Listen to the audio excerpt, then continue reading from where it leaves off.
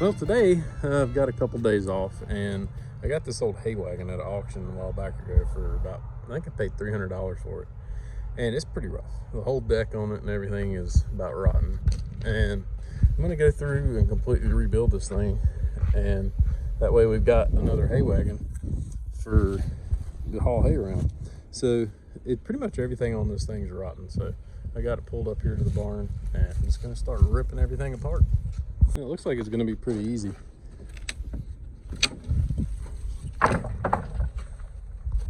She just pretty much is falling apart. And they apparently didn't use any type of coated screws, which is really helping me out. Well, that wasn't too bad, and I got it all off. It's all loose, so I'm going to go ahead and I'm going to pick through a couple of them and save a few of the decent boards. And then I'm going to pull this thing down to the burn pile and dump it all off.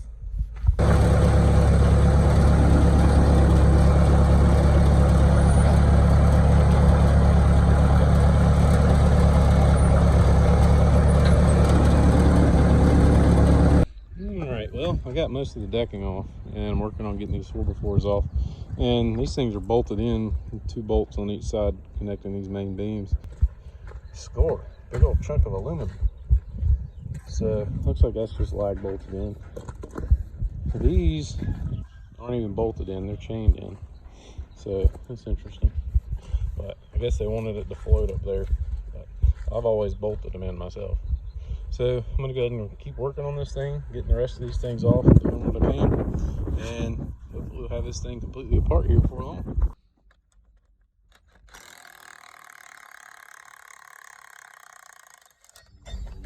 Haha, that was worth the whole $300 right there.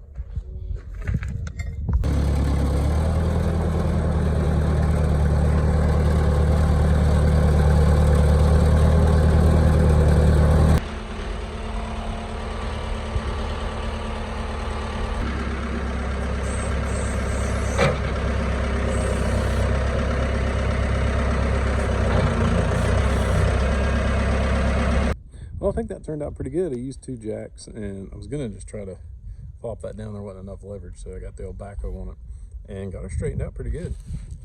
Well, amazingly, most of these seals are good. The only one that's bad's on that side.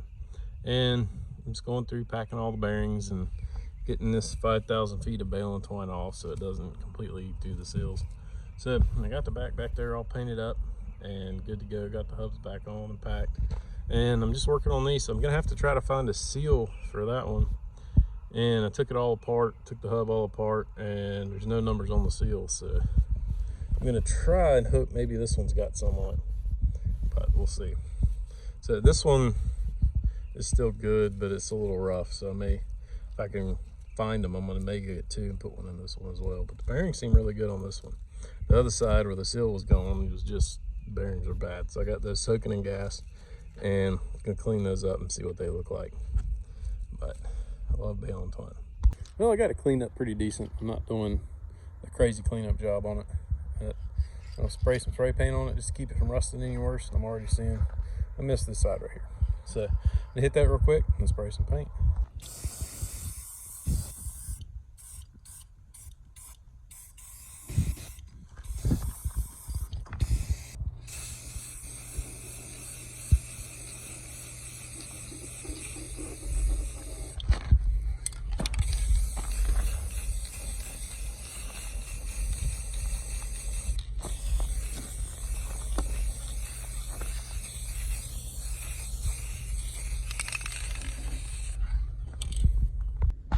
Well, I have spent hours and hours trying to find a seal for these hubs.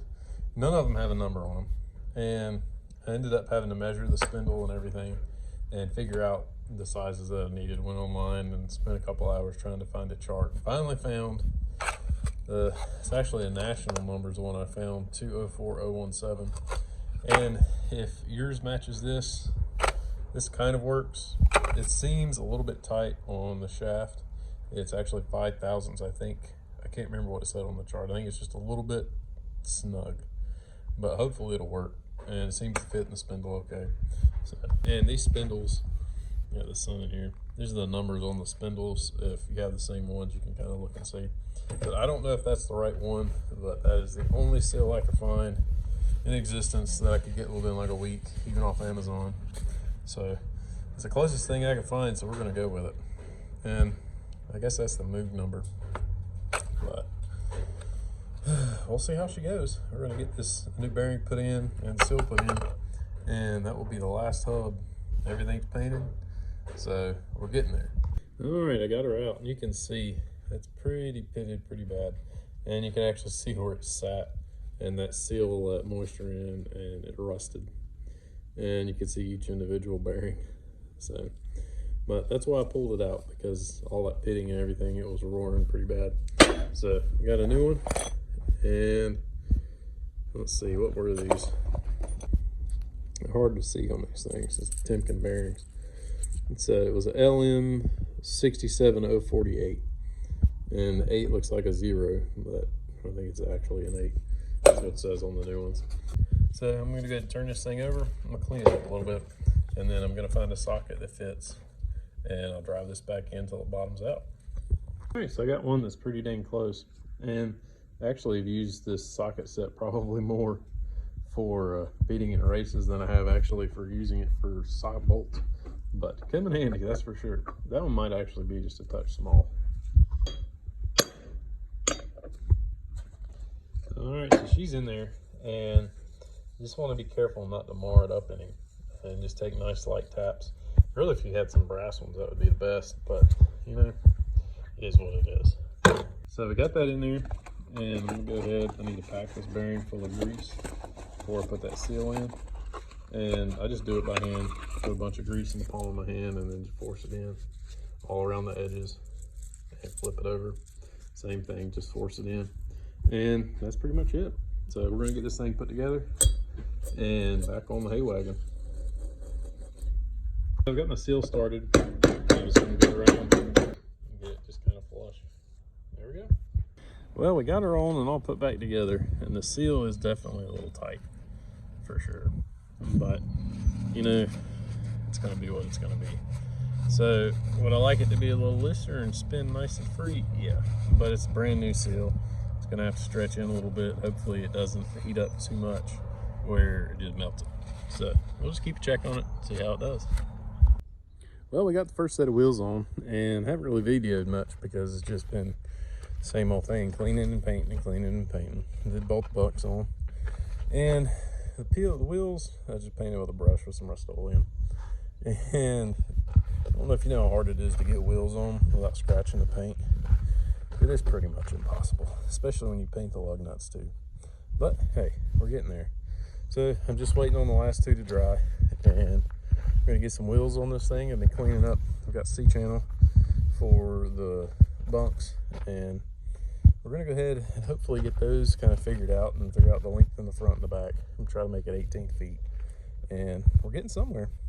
Well, I'm using 20-foot channel, and I've got these things all painted up, and went ahead and I wanted to kind of cut the end off just a little bit so the tongue definitely won't hit. And I welded in some 3/4 rod to pivot on, so this thing hopefully whenever it flexes it won't break these bolts, because I'm going to bolt it in all 4 corners. So we're going to get these things set in. Well, she's actually starting to come together. So those are 20-foot beams, and we put 2 foot out on the front because the tongue on this one's so long that it's going to be, the chute on the hay baler is about too short. So we stuck it out a little bit. That's one reason I cut the corners off, make sure that tongue doesn't hit. But she's coming together.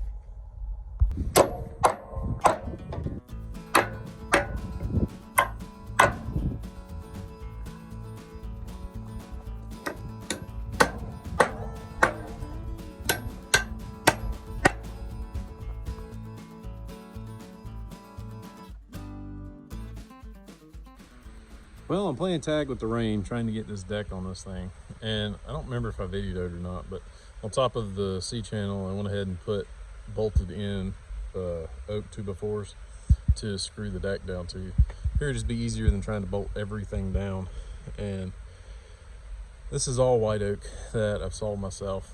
And I've got some of the strings ran so I can kind of get some of the boards are a little checked on one side. So I'm gonna just put my strings in there with a little bit long, and I can knock them one way or the other to kind of get the best out of the boards. So I'm just waiting on Mother Nature to let me finish her up. Well, I'm working on getting all these boards screwed down. I'm just going down through here, and the white oak's a little green, so I'm pre-drilling the holes a little bit, and especially in the top board, so hopefully when it dries, it doesn't snap all the screws off. So me and the drill are getting good and acquainted. Well, I got everything screwed down, and now I'm going through. I took my string and made some marks down through there and drew a straight line, and I went down through there with the skill saw. It's pretty straight. So one more side to go, and we'll have a wagon.